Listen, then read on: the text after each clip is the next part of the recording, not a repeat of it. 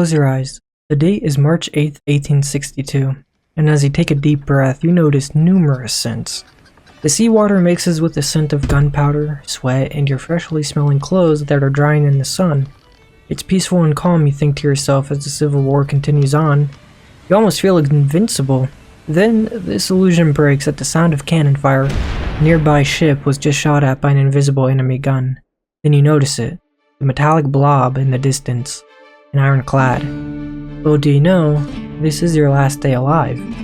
Let's rewind and find out how the ship you are currently on came to be. This is the story of the USS Cumberland. Born from an act for the gradual increase of the Navy of the United States, yes, that is the name of the act, passed by Congress in 1816, the USS Cumberland was a ship on the list. However, money issues halted the completion of the Cumberland for 26 years. It wasn't until the frigate got lucky that America had a war scare with Britain, forcing America to finally move on with the completion of the Cumberland. The Cumberland was designed by William Doughty, who took heavy inspiration from older American frigate designs, but he basically made it more American. The ship was designed to carry bigger and better guns. Not just a few, not just 20, but 50 guns. This resulted in a 50-gun warship, biblically accurate ship to be feared by anyone who sees it off the coastline.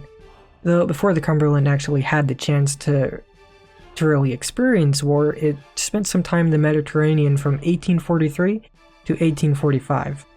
Her first cruise in the Mediterranean was rather uneventful. She acted as flagship for the Mediterranean Squadron and saw over a few very minor historic events. That was about it for her first cruise. Right before her second cruise, though, in the Mediterranean, she was set forth of the Mexican-American War. She was granted flagship once again, but this time for the home squadron between February and December of 1846. At first, she was under command of Commander David Connor and Captain Thomas Dooley. However, Captain Thomas Dooley fell ill, so Captain French Forrest took over for Captain Dooley. Back to the ship at war, she oversaw the blockade of the Mexican East Coast and the Gulf of Mexico. During the Cumberland's time, the ship was part of many attacks on Mexican ports, up until July 28th, that is, when she ran aground and took damage. The damage was severe enough to send her straight back up to Norfolk, Virginia to get work done. Just like a football player injured, she was eager to heal and get back into the game. But by the time she returned to the Mexican-American War, a ceasefire was set in place, ending her wartime in the Gulf of Mexico. After the Mexican-American War, the USS Cumberland did 2 more cruises in the Mediterranean. Her first one back in the Mediterranean began in 1849 and ended in 1851. During this time, her cruise mission was to uphold neutrality, take care of merchants, and assist American diplomats, plus the exponential number of American missionaries. Her third and final Mediterranean cruise had her depart on the 8th of May, 1852, not too long after she got back from her second cruise. Her mission was to assist American diplomat George Perkins Marsh, the American ambassador to the Ottoman Empire. There were issues with American missionaries being harassed and whatnot, so the Cumberland was there to assist his efforts. And there really isn't much to note about it. The Cumberland was gone for a long time though by this point, that even some people back in America forgot about it, like the literal Navy. Eventually she did return home though in June of 1855. The same year the Navy began giving her a huge upgrade. The Cumberland was razzied, which means to cut down a ship to reduce the number of decks. The Navy removed her top deck and kept the rest. This made the old girl lighter, allowing her to cut through water a bit faster. And she got a total refresh of her arms. She carried 29-inch Dahlgren smoothbores, and just to clarify, she carried 20 singular 9-inch Dahlgren smoothbore cannons. Then on each side of the spar deck were 10-inch Dahlgren smoothbores. Thanks to innovations in naval weaponry, the Cumberland didn't need as many guns to be threatening anymore. After her conversion ended in 1857, the Cumberland was put on African slave trade patrol. She cruised along the coastline of Africa as a flagship of the African Squadron. Her duties were to intercept slave trades, free enslaved people, and capture slave traders. During the Cumberland's time doing slave trade patrol, her crew almost seized a merchant ship, the schooner Cortez. The schooner had items related to slave trading aboard. However, the Cumberland's boarding officer chose not to seize the ship. It would have been a legal headache because they did not find enough evidence. Funny enough though, not too long after in 1858, HMS Arrow captured the schooner Cortez. Our favorite ship finally returns back to America and is given position of flagship once more. Then she is instantly sent on her way to Veracruz. This isn't really important though because America is currently on the brink of a civil war. When the American Civil War began, the Cumberland was waiting at the Gosport Navy Yard in Virginia, which is not good for a humble ship because now she's laying in Confederate waters.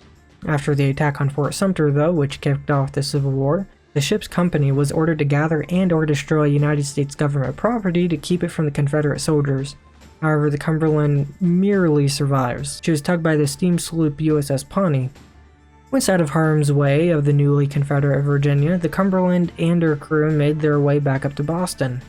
She was met with one final facelift, a replacement of arms. Nothing major, but the smooth bore on her aft was replaced by a 60-pounder rifled pivot gun. With that being said, it was now time for her to enter the Civil War. The Cumberland made her way down to Hampton Roads, Virginia, a spot where the James River, Nansemond River, and Elizabeth River meet to pour into the Chesapeake Bay. There she was, in the North Atlantic Blockading Squadron. During her stay at Hampton Roads, she often engaged with Confederate forces and captured ships in the harbor. Nothing too major to note here, but this is when our story turns for the worse for the Cumberland. During the first year of the American Civil War, both Confederate and Union sides were experimenting with a new type of ship. Honestly, some of these ships kind of look like something straight out of the Fire Nation in Avatar: The Last Airbender. But anyways, these ships were known as ironclads. Basically ships that are wooden but covered in iron armor, which is probably a reference to Minecraft or something. These ships, though experimental and not much was known about them, they were feared. Let's come back to the Cumberland and talk about the 8th of March 1862 though. The Cumberland was laying anchor during wash day. Clothes on the ship were all hung and drying. A little after midday though, the Cumberland noticed a squadron, including the infamous CSS Virginia. The CSS Virginia was an ironclad that began as the USS Merrimack. However, the USS Merrimack was scuttled at the beginning of the war. Confederates were able to save the ship for the most part, then converted it into the ironclad that would wreak havoc on the naval fronts. The Cumberland was unable to move in time, so while the CSS Virginia was traveling at a whopping 6 knots towards the Cumberland, the crew began to prepare for battle. Other ships in the blockade began firing at the Virginia, but her iron armor proved to be impervious to the shells and shot. The Cumberland begins firing as well at this iron beast, but the Virginia continues on her merry way towards the Cumberland. Many of the Cumberland crew thought the crew of the Virginia was planning to come aboard, but the ironclad had something else in mind. The CSS Virginia was going to ram into the side of the USS Cumberland. For the first time in history, metal versus wood on the water. The Cumberland and her mighty crew continued to fire at the Virginia, which was starting to return fire. Only a few shots from the Virginia decimated the Cumberland crew. Shrapnel and wood splinters flying everywhere, crewmates carrying the dead off to the other side of the ship, moving the wounded to the hold of the ship. But despite the damage, the wounded, and the dead, the Cumberland continued to shoot shots at Virginia. The Virginia began to sustain damage, but nothing that will stop it from continuing towards the Cumberland. The Virginia and her crew closed in on the Cumberland and rammed her with the fatal iron ram that was mounted on the front of the Virginia. The Cumberland began sinking rapidly. However, the men still in action continued firing at the Virginia. Lieutenant Thomas O. Selfridge even had the thought of dropping the anchor onto the Virginia to take her down with him. However, he was not able to make it in time because he was trying to cover all the unmanned guns. Though none of this was in vain. The CSS Virginia sustained a lot of damage by ramming the USS Cumberland. The iron ram that fatally wounded the Cumberland was poorly fitted, so it fell off. The Virginia nearly went down with the Cumberland as the reverse gears broke. The crew had to manually get the reverse gear unstuck with crowbars. Not only was the ship unable to go into reverse and it lost its ram, the smokestack broke off as well, hindering the speed of the already slow Virginia, which could only reliably travel at 5 knots. The Virginia finally was released from a near-water grave and began wreaking havoc on the other blockade ships. As the Cumberland sank, her mast still had her flying colors high above the waves. This formed an almost supernatural symbol for everyone during the Battle of Hampton Roads. The CSS Virginia went to sink the USS Congress not long after the USS Cumberland. Then after that, managed to damage the tug Zouave, which first noticed the ironclad entering the Hampton Roads, and grounded the frigates USS Minnesota and USS St. Lawrence. The Virginia remained in these waters, basically picking on the USS Minnesota by firing at her every now and then. Though the CSS Virginia was not as strong as she was when she first entered the roads, due to the damage sustained by the Cumberland. The Union was also working on their own ironclad, and the next day, the USS Monitor, the Union ironclad, shows up and starts taking shots at the Virginia. The two began firing at each other for hours, and no shots were strong enough to actually do any important damage. The ships were too strong, but their weapons too weak. The Virginia was already weak and hardly moved from the damage sustained by the Cumberland, so she decided to retreat. The Battle of Hampton Roads became the United States' biggest naval battle that caused the most casualties up until Pearl Harbor in 1941 during World War II. At the end of all of this, you are probably wondering what is the point of this story. Well, many would say it's better to sink than surrender. However, I really wanted to focus on the life of a ship that was at the front and center of a turning point for the history of naval weaponry and ships. The story of iron and wood converging. Then a crew that would not give up, even when rammed and rapidly sinking. Not until every gun was disabled, then proceeded to fly her colors high up in the sky, above waves, marking the watery graves for many of the crewmen who gave their lives to that ship. If you have made it this far in the video, I just want to say thank you for watching. If you liked this video and want to see more like it, please consider liking, commenting, and subscribing, and maybe donating to my Ko-Fi. That's not a requirement, but it'd be very much appreciative, or it would help support me on this journey and this creative journey as a whole. And once again, thank you for watching. I appreciate it a lot.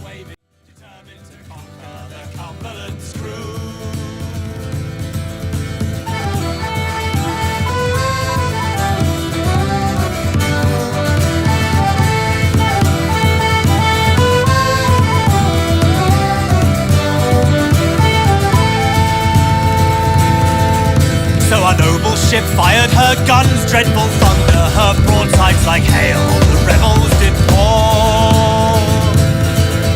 But our sailors gazed on, filled with terror and wonder, as our shots struck her side and glanced harmlessly forth.